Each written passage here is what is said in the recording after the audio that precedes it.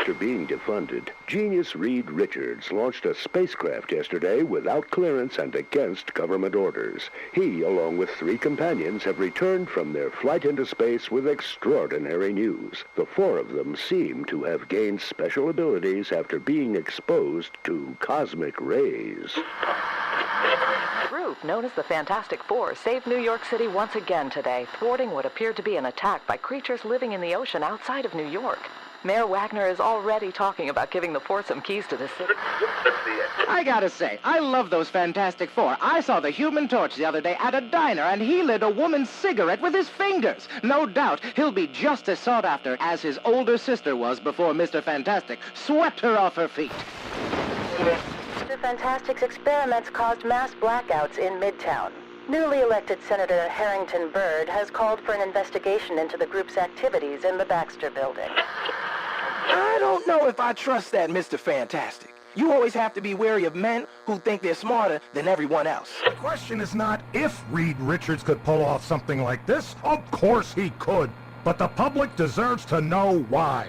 Why stage an attack of such magnitude?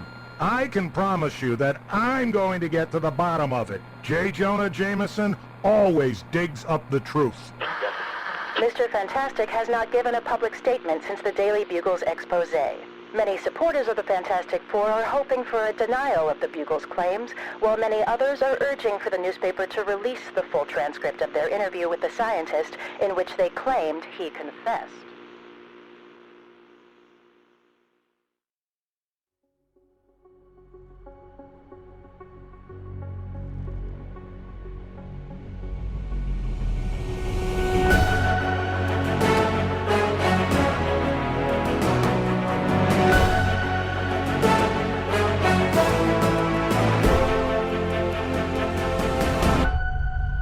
Marvel and Stitcher present Marvels, based on the graphic novel by Kurt Busiek and Alex Ross.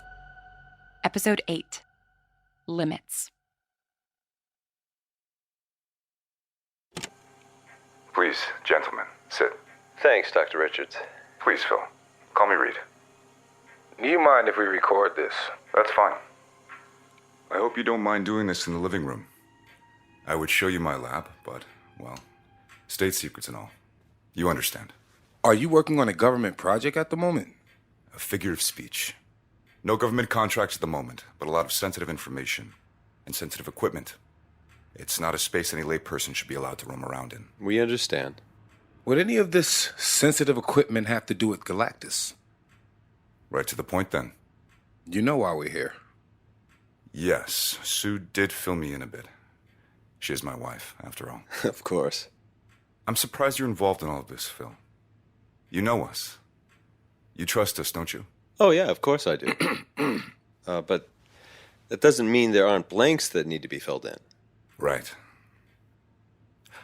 Sorry, I should offer you tea or coffee or some sort of refreshment, shouldn't I? That's what Sue would do. Yeah, it's all right, Reed. Where's Sue right now? And Mr. Grimm and Johnny? Well, Johnny's at school, of course. Our college man. Or one would hope so. Hard to see what that young man actually gets up to. And the others? Out.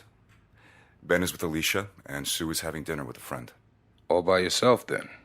I like being left to my own devices. Helps me focus. Yeah, Sue mentioned, genius is sometimes best left alone, she said. I don't know what I did to deserve that woman. She's far more understanding than I could have ever hoped for. She seemed pretty understanding of you disappearing for a little while during the Galactus battle. We all needed a break. What happened that day, Reed? You mean, how did I do it? That's what you want to know, isn't it? How I built Galactus. Why I staged the whole thing, if my family knew. Right? Are you owning up to it? I'm curious. Why do you think I did it? Because J. Jonah Jameson has a bee in his bonnet and you're chasing it down before it stings him? Jonah's a good reporter. He's not a supervillain with a grudge. I think our friend Spider-Man would beg to differ. Wait, you know Spider-Man? We've crossed paths with him from time to time. Johnny more than the rest of us. He tried to get a job with us, if you can believe it. I guess everyone has bills to pay. How is that going for you these days? The bill paying, I mean. I can't imagine the rent on this place is cheap and with no government contracts. Ah, is that the suspected motive? Galactus was, what, a calling card for the services of the Fantastic Four? Saving the world isn't exactly the path to riches. Can you tell us what happened that day, Reed, in your own words? Yes, fine. We were flying in from a trip. Where had you been? I'm afraid I can't tell you that. It involves an ongoing situation that is fraught. I would prefer to keep all involved out of the papers. It isn't relevant to your story. You can trust me on that. So you were flying in. That's when the air we were flying through was suddenly filled with fire. It was extraordinary. I've seen a lot in my time, but never a phenomenon like that. Do you know what caused it? Or the rocks? Johnny flew right out of a plane, of course. He always has to prove himself. Jumped right into the fight. Very impulsive, our Johnny. Hot-headed, you might even say. Bet he never gets tired of hearing that one. I wonder, Mr. Urich, why bother to talk to me at all if you've already made up your mind? I'm sorry. You don't like me. That much is clear. You seem to have already determined my guilt. So, what are you doing here? I'm a journalist. I'm looking for facts. I haven't determined anything yet. So then openly hostile is simply your personality. All right, gentlemen. Let's keep this civil. You know what I'm wondering, Dr. Richards? By all means. You call Johnny impulsive, always ready for a fight, and yet he didn't seem to be fighting Galactus very much. Well, he had his hands full with the Silver Surfer. Right, the robot-like figure that seemed to have vanished into thin air. But when he wasn't fighting the Silver Surfer, Johnny seems to have been unaccounted for large parts of the invasion. In his interview, he seemed disoriented, like maybe he'd been drugged. I may have my quibbles with Johnny's behavior from time to time, but he does not do drugs. He's a good, honest man. No one's questioning that, but he didn't sound like himself at all. Maybe when he got blasted by Galactus, his head went a little hazy. Maybe? You haven't bothered to check. Excuse me? Your entire family was in a fight with a giant alien, and you didn't check up on him? I'm not really that kind of doctor.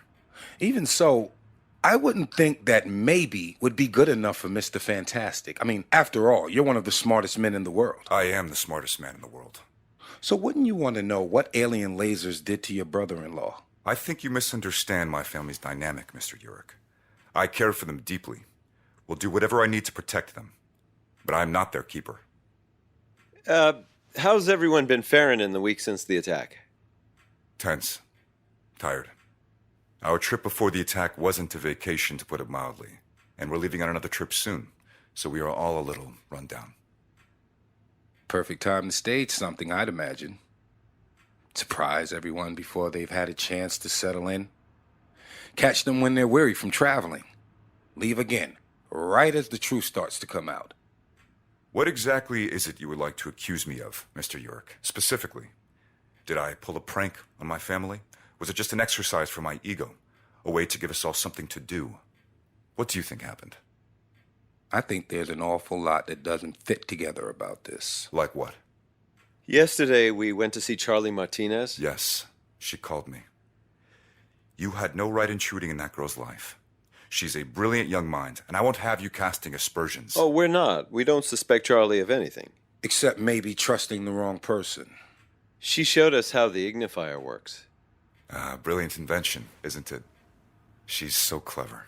Seems like the illusions in the sky, and even Galactus himself, could have been a product of her clever mind. If you talked to Charlie, then she would have explained that the ignifier is to scale. It's a nifty gadget, but she couldn't pull off what you're talking about. She did explain that, yes. But if I remember correctly, there was a fairly large machine on top of this building when Galactus invaded. Yes. You think I built a massive ignifier? I think we haven't gotten a clear answer on what that machine was. It appeared after Galactus invaded. He landed his ship on the roof and then began assembling that machine. If you think it was responsible for the fire and the rocks in the sky, well, I'm not sure your timeline lines up. If it was a machine capable of large-scale illusions, surely it would cloak itself and Galactus' ship. Of course.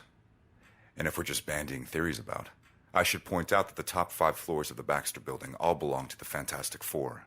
This building is full of advanced technology. If I really wanted to do what you're suggesting, I wouldn't need to put anything on the roof. Reed, are you saying... I'm saying that the machine you saw was not my doing. Well, do you know what it was for? I imagine it was the device that Galactus was going to use to devour the world. All right. Let's assume for a moment that that's true, that Galactus was real. If that's the case, then he would be the biggest threat to our existence that we've ever known. Yes, he would be. He would be one of the most, possibly the most powerful being in the universe. Yes. And you took him down. We're not devoured, are we? How did you do it, Reed? A drink. That's what we need. Of course, I wouldn't be inclined to offer you tea. That's my wife's expertise. Being a good host, making people feel comfortable at home.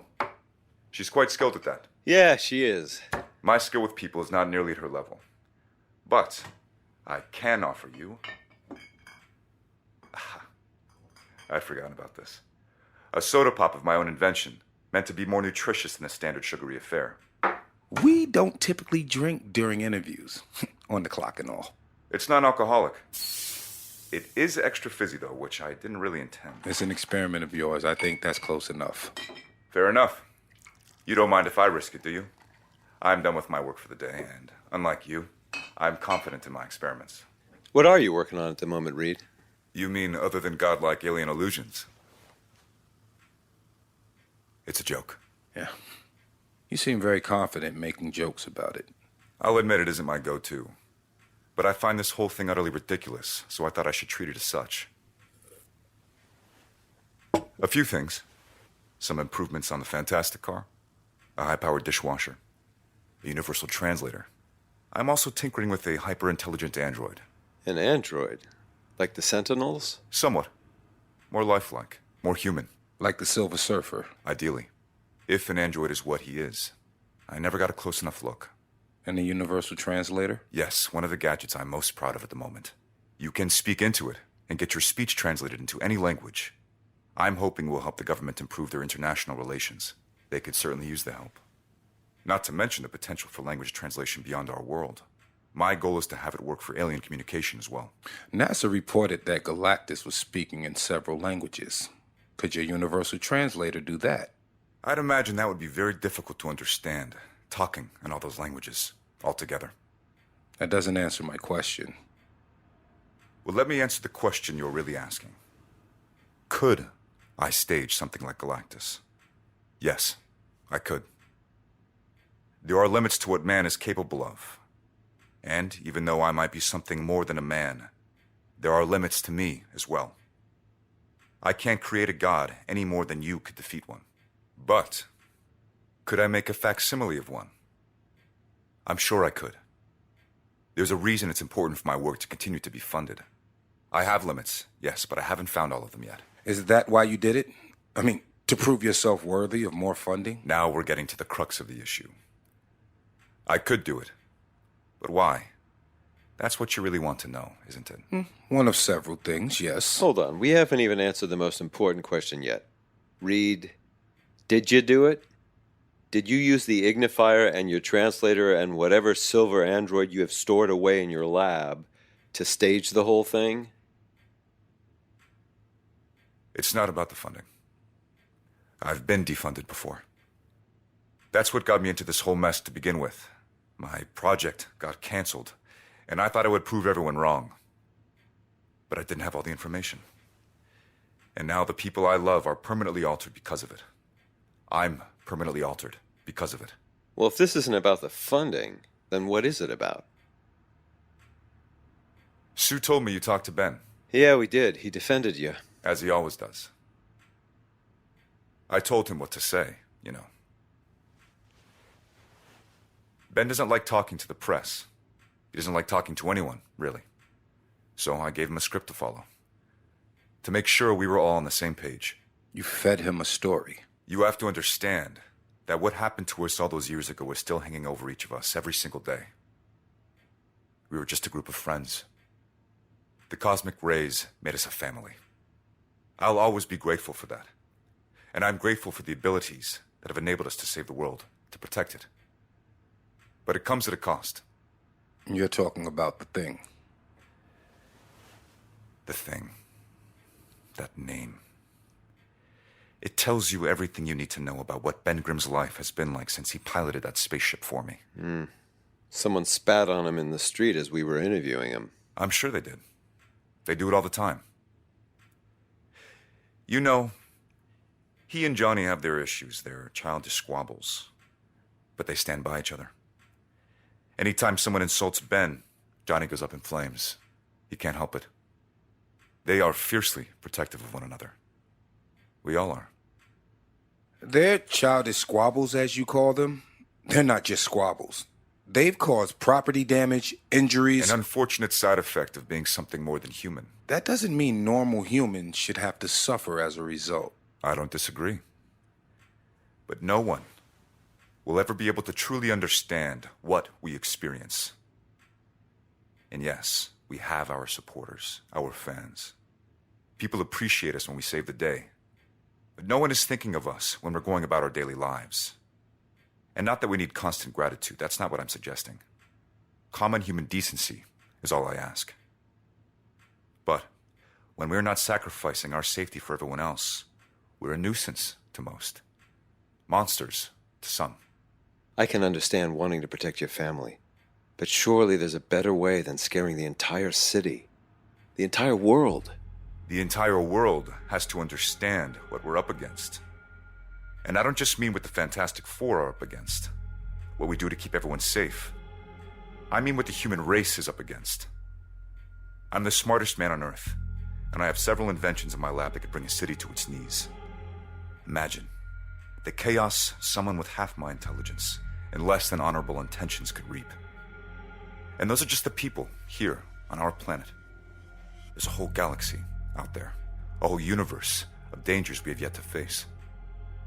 My family can't be focused on fighting those dangers when we're fighting for our dignity and our own city. Just tell us the truth, Reed. Tell us if Galactus was real. There are real dangers out there. Some of them much closer to home than we realize. But I am not one of them. I never meant for anyone to get hurt. I just wanted to protect my family, to make them feel like they belonged, like they had purpose, a place in this world.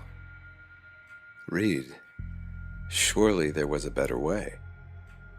You of all people could have found a better way. Like I said, even I have my limits.